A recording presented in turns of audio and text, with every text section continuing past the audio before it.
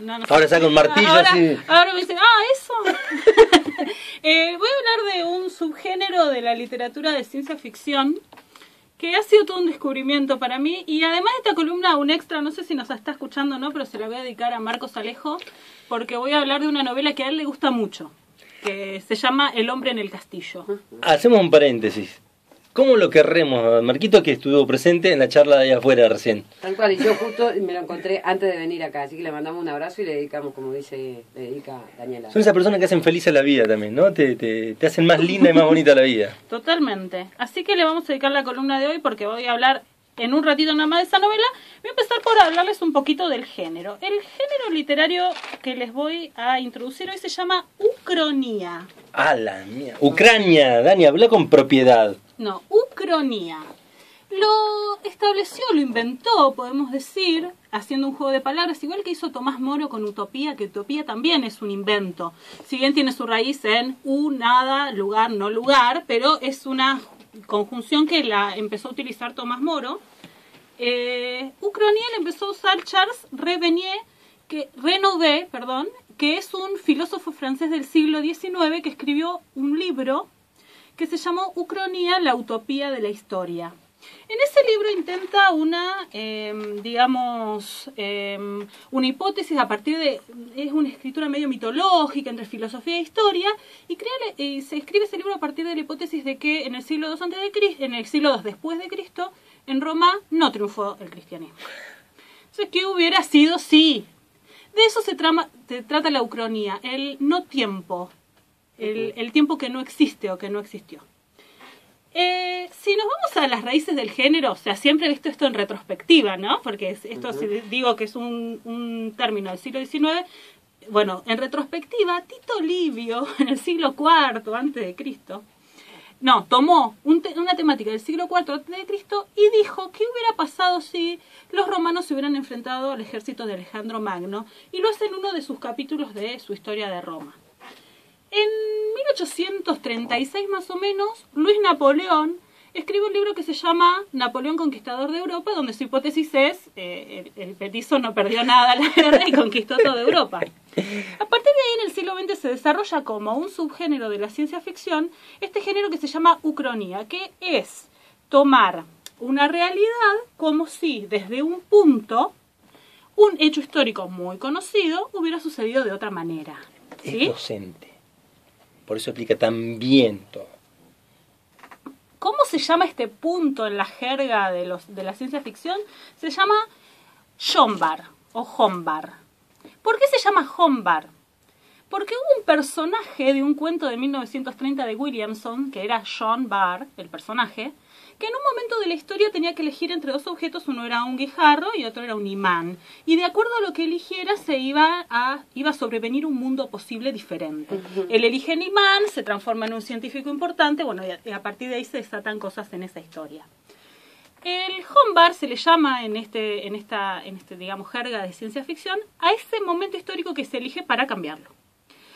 Hay, digamos, momentos históricos recurrentes. Por ejemplo, si no se hubieran extinguido los dinosaurios. Hay muchos en literatura española, muchas hipótesis de si los republicanos hubieran ganado la guerra civil. Hay una novela sobre eso muy interesante, muy triste también, pues sabemos que no fue así, pero muy interesante sobre ese tema. Y, obviamente, a raudales literatura sobre la Segunda Guerra Mundial. Bueno, sin ir más lejos, tenemos, creo que desde el 2010 o 2011, Bastardo sin Gloria, la película de Quentin Tarantino, que la hipótesis es que vencieron a Hitler, que lo mataron en el 44. Este grupete que lo encuentra en un teatro, etcétera, es bastante, bueno, a estilo Tarantino la película. Esto es lo que se consideraría ucronía. Los viajes en el tiempo también aparecen mucho en este tipo de historias. A veces hay historias que cruzan este cambio con algún viaje en el tiempo. Por ejemplo, una de las últimas novelas de Stephen King, que son números, por eso me voy a fijar, 11-22-63, habla sobre un hombre del 2011 que va a viajar en el tiempo a 1958 y a partir de ahí lo que va a intentar hacer es impedir el asesinato de Kennedy. ¿Sí? Entonces, ese sería el Hombar, el asesinato de Kennedy. Bueno, si el punto de inflexión. Exacto, bien. Hay Por ejemplo, la inexistencia del cristianismo es otro de los puntos claves de esto. O sea, ¿cómo hubiera sido el mundo si no hubiera estado el cristianismo? ¿Cómo hubiera sido el mundo si ganaban los nazis? Hay como las novelas de todos los colores y tenores que te puedes imaginar sobre qué hubiera pasado si ganaban los nazis la guerra. De eso se trata El hombre en el castillo. Es una ucronía de Philip Dick, de 1962, que es considerada una de las obras maestras del género. Les voy ahora a introducir un cachitito nada más del hombre en el castillo para que se vayan acostumbrando y después enterito.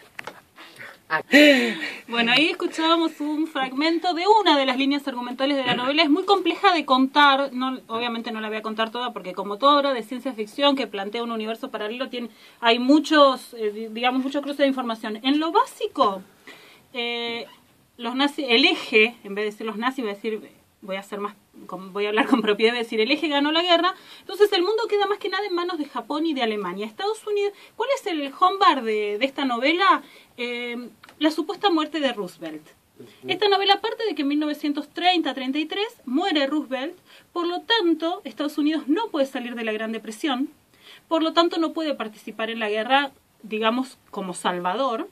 Y por lo tanto, bueno, gana Alemania, gana Japón y Estados Unidos pasa a ser colonizado, ¿sí?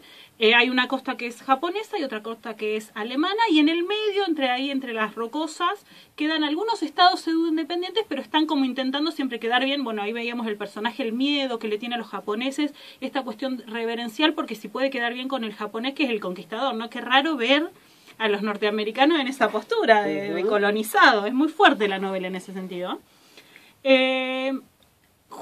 Van a jugar, la Guerra Fría es entre Japón y Alemania en esta realidad paralela. ¿Qué pasa? Va ganando Alemania, que Alemania tiene todo lo que hoy diríamos tiene Estados Unidos. Gana con el tema de la televisión, de los satélites, desarrolla la bomba nuclear, desarrolla la bomba de hidrógeno, desarrolla todo lo que sea tecnológico y comunicacional. Entonces les viene como ganando a Japón la Guerra Fría por goleada, más o menos así. Pero hay conspiraciones y van a aparecer espías, conspiraciones en este libro. Lo que tiene de interesante es que no se basa en esta cuestión futurista solamente, es más una ciencia ficción al estilo Bradbury, que tiene mucha intimidad de los personajes, ¿sí? Este personaje que escuchábamos es uno del que vamos a ver un desarrollo interesante en la novela. Otro es Tagomi, que es un japonés, que es el que va a hacer negocio. Tagomi. Sí, que en un momento tiene una crisis de fe con respecto a los valores del imperio japonés y también a sus propios valores religiosos como budista. El I Ching tiene mucho que ver en esta novela. Bueno, Philip Dick es un personaje muy particular. Él mismo dice que escribió la novela usando el I Ching y que iba poniendo lo que le salía con el I Ching y así fue el argumento. Es el mismo método que utiliza, porque dentro de esta novela hay otra novela, que acaba una de las tramas argumentales que es muy interesante. La novela se llama El hombre en el castillo por el autor de la novela que está dentro de la novela, que es Abdensen, que escribe una novela que se llamó La langosta se ha posado. Y en esa novela, que es una ucronía también, los nazis pierden la guerra. Entonces esta novela dentro del libro está prohibida en Alemania, porque plantea una realidad donde los alemanes hubieran perdido.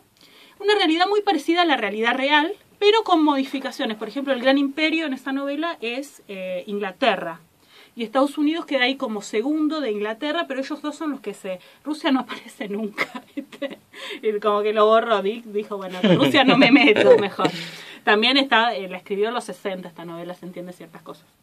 Hay un espía alemán que entabla una relación con Juliana, que va a ser uno de los personajes, el personaje femenino fuerte de la novela, que van a intentar buscar a este hombre y encontrar ciertas realidades. Este hombre, dentro de la novela, escribe su novela también con el I Ching.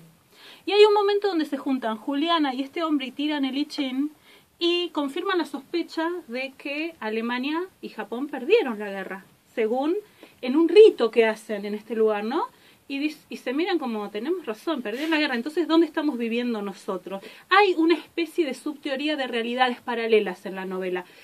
Sutil, difícil de entender, porque hay un momento donde el japonés también se pierde unas horas, abre un diario donde las noticias son completamente distintas a su realidad, entra a una taberna donde no le deben respeto como japonés, está acostumbrado a entrar y que todos le den el lugar por japonés, entra a un Estados Unidos normal donde todo bien. mostrame el pasaporte. Claro. Entonces no entiende nada, pero es una sola, es como parte de su delirio, lo toma él, pero se deja ahí como flotando esta cosa de que pueden estar líneas del tiempo paralelas. Digamos, podemos estar nosotros viviendo en esta línea de tiempo, nos podemos cruzar en una dimensión donde esté pasando una cosa completamente distinta, ¿no es cierto? Bueno, la verdad que es muy atrapante la novela, como todas estas historias de ciencia ficción te llevan mucho a querer a ver cómo culmina esto y cuál es el fin de los personajes. Pone, por supuesto, en jaque toda la cuestión de el poder, de quién ejerce poder, de si sería tan distinto el mundo, sí. ¿No? Porque, bueno, en definitiva hay un montón de cosas que pasan que no son tan distintas, que fue el nombre del ganador, el diferente, pero digamos, el circuito de poder se distribuyó más o menos parecido. Lo que vamos a escuchar para finalizar, igual me gustaría decirles algo de Philip Dick, algo que es muy importante. Murió en la pobreza muy joven, a los 53 años, de un accidente cerebrovascular. Fue una persona que tuvo en su vida... se murió una melliza a las 5 semanas de vida y a él lo rescataron casi al borde de la muerte. Y toda la vida tuvo una de sus obsesiones que aparece en otras obras, esta historia del gemelo fantasma, ¿sí? Él en un momento considera que tiene esquizofrenia, tiene algunos avatares ahí psicológicos, tiene una época de experimentación con drogas. ¿Qué tal, Dick? ¿Cuándo vamos a tomar un mate? Está fichado por el FBI por haberse puesto a la guerra de Vietnam. Y siempre vivió ¿Qué tal, en la Dick? pobreza. ¿Cuándo vamos a tomar mate? Tuvo un solo trabajo en 1952 y después se dedicó por completo a la escritura, aunque esto nunca le redituó demasiado, ¿sí? Tuvo sí amigos que lo ayudaron, otros amigos escritores. En el 63, cuando sale esta novela que flashea a todo el mundo, por lo menos del ambiente de la ciencia ficción, gana el premio Hugo, que es es el más importante, es el Nobel de la ciencia ficción, digamos. Pero a él no le reditúa nada esto, porque sigue inscrito en el circuito de la ciencia ficción, que son editoriales en el chiquitas, exacto, revistas, vendía cuentos, bueno. Murió a los 53 años, escribió 36 novelas y más de 100 historias cortas de estas que venden a revistas y toda esta historia.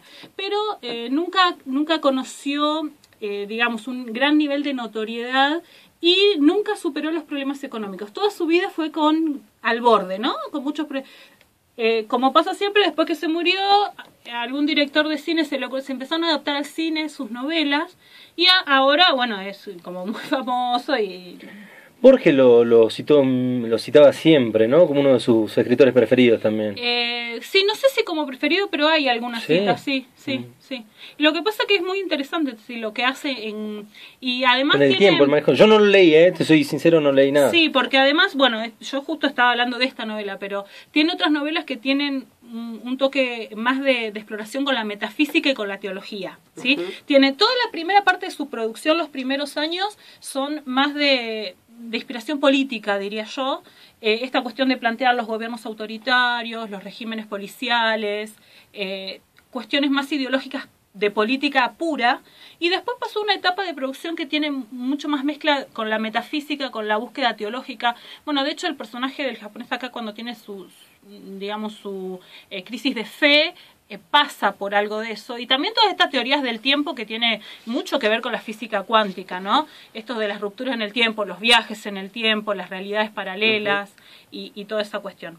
Lo que vamos a escuchar para terminar es un fragmento precisamente de La langosta se ha posado, que es una parte donde Juliana y Joe, que en realidad se hacía pasar por un italiano, por un excombatiente, pero era un espía alemán, se encuentran con esta novela y ella se la está leyendo. Es la novela dentro de la novela. Es la novela dentro de la novela, exacto. Lo escuchamos.